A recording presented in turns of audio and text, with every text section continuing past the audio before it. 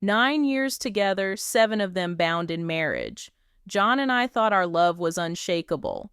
At just 28 and 29, we found ourselves thrust into adulthood under the most unexpected and heartbreaking circumstances. When John's 10-year-old half-sister Mia lost her mother abruptly, our lives took a dramatic turn.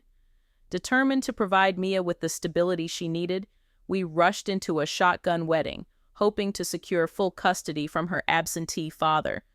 Despite our youth, only 20 and 21, we navigated the complexities of legal battles and sleepless nights with unwavering dedication. Our home became a haven filled with love and sacrifices, each of us giving up personal dreams to raise Mia into the beautiful young woman she was becoming. Last year, when Mia turned 17, she moved in with our financially secure aunt, allowing John and me to rediscover ourselves and nurture our relationship once more. The past year of newfound alone time felt like a renaissance for our marriage. John and I thrived both individually and as a couple. Our relationship was a masterpiece of mutual respect and understanding. Arguments were rare, and when they did arise, we handled them with grace and maturity. Little gestures of love were our daily bread. John surprising me with flowers at least 10 times a year, spontaneous weekend getaways, and quiet evenings filled with laughter and shared dreams. The spark between us had dimmed slightly, but it was a natural rhythm for a long-term relationship that we continuously nurtured. I felt a deep sense of contentment, believing our bond was stronger than ever, a testament to the sacrifices we had made together. But this past October, an unexpected shadow began to loom over our serene existence. John seemed engulfed in a deep depression, a familiar yet unbearable weight each year as he grappled with the anniversaries of losing both his parents. The holidays, once a time of joy, became a battleground of emotions for him. I, ever the supportive partner, tried my best to be his anchor, especially knowing his past struggles and a planned suicide attempt before we met. One chilly evening, John sat me down for a conversation that would forever alter our lives. "I think we need to open up our relationship," he began, his voice shaky with uncertainty. My heart sank, but I remained silent, letting him pour out his thoughts. He didn't explain his reasons. Instead, he laid out a set of rules, insisting that I find someone first before he sought another relationship. When I pressed him for answers, his words faltered, revealing his inner turmoil. I couldn't contain my emotions any longer. "How could you just propose this out of nowhere?" I shouted, my voice breaking with hurt and disbelief. John didn't offer comfort or explanations, leaving me feeling abandoned and utterly unwanted. That night, I took refuge on the couch, battling a whirlwind of anger, sadness, and confusion. Never before had I felt so exposed and vulnerable. I had never been the type to entertain the idea of an open relationship. While I respect others' choices, this was not for me. The next day, with a heavy heart, I spent hours crying and contemplating our future. It became painfully clear that John's proposal was the final nail in our already fragile marriage coffin. Without hesitation, I moved his belongings into Mia's old room, transforming it into our new bedroom. When John returned, ready to mend fences, I was resolute in my decision. As we delved deeper into our conversations, I uncovered unsettling truths about John. He harbored kinks and desires far beyond what he had ever shared, feeling dissatisfied with our intimate life. He confessed that he didn't want to push me beyond my boundaries, but he couldn't ignore his own needs. "These are escalations of things I've always kept hidden," he revealed, unwilling to provide specifics. His frustration with our infrequent intimacy was palpable, yet he never made genuine efforts to improve our connection. Instead, he constantly complained, expecting me to be perpetually ready for him.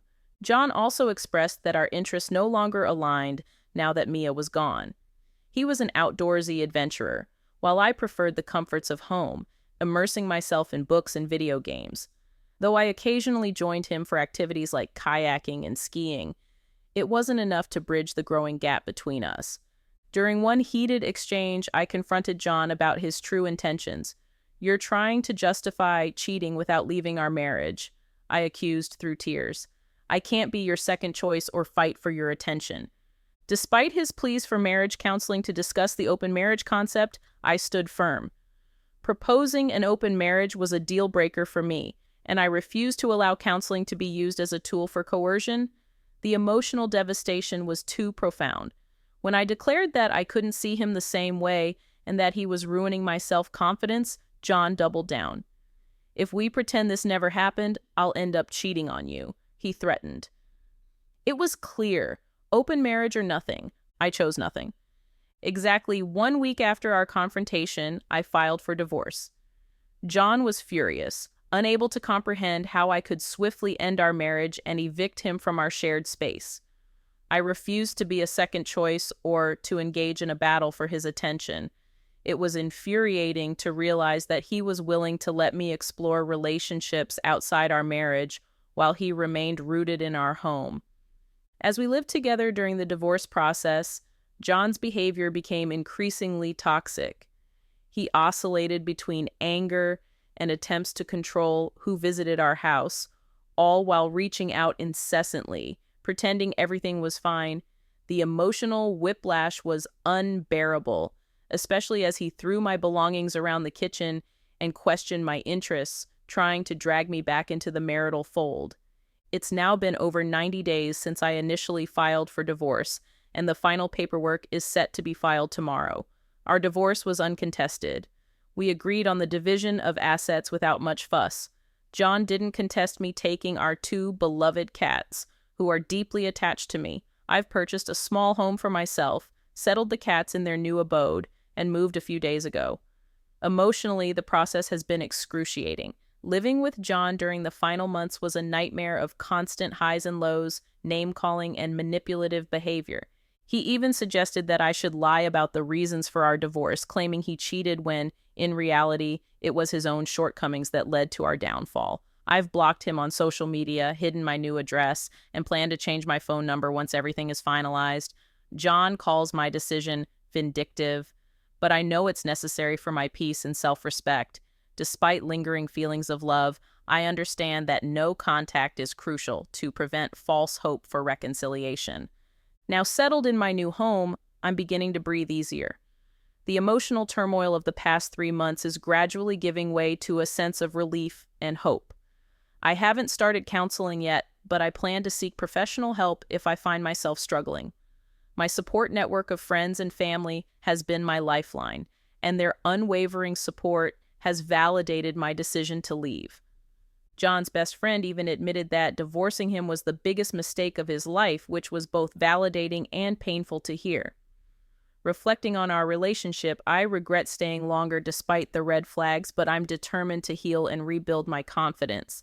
Tomorrow, as I head to the courthouse to finalize my divorce, I feel a mix of emotions: relief, grief, and a newfound strength. John's inability to embrace the open marriage only solidified my decision. He wants to explore relationships while I focus on my own well-being, and I'm ready to step into a healthier, more fulfilling life. Looking back, I realize that this journey has been pivotal in shaping who I am. The pain of feeling used and unwanted was immense, but it taught me invaluable lessons about self-worth, resilience, and the importance of surrounding myself with supportive and loving people. My friendships with friends like Mia and Jessica have been instrumental in helping me navigate this tumultuous period. As I stand in my new home, watching my 2 cats play around, I feel a profound sense of peace and contentment.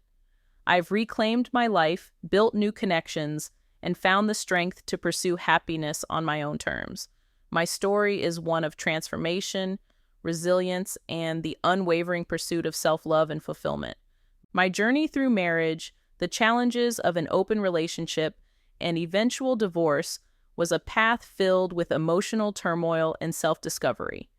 It tested my resilience, challenged my self-worth, and ultimately led me to a place of empowerment and healing. For anyone facing similar struggles, remember the importance of self-respect, the courage to make difficult decisions, and the unwavering belief in your own worth. If you find yourself in a situation where your relationship dynamics are shifting in ways that leave you feeling unsettled or undervalued, take a page from my story. Seek support from loved ones, consider professional counseling, and prioritize your mental and emotional well-being.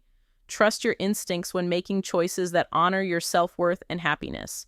Note, if this narrative mirrors your personal experiences, please seek professional support to navigate the complex emotions and decisions that come with relationship challenges and significant life changes.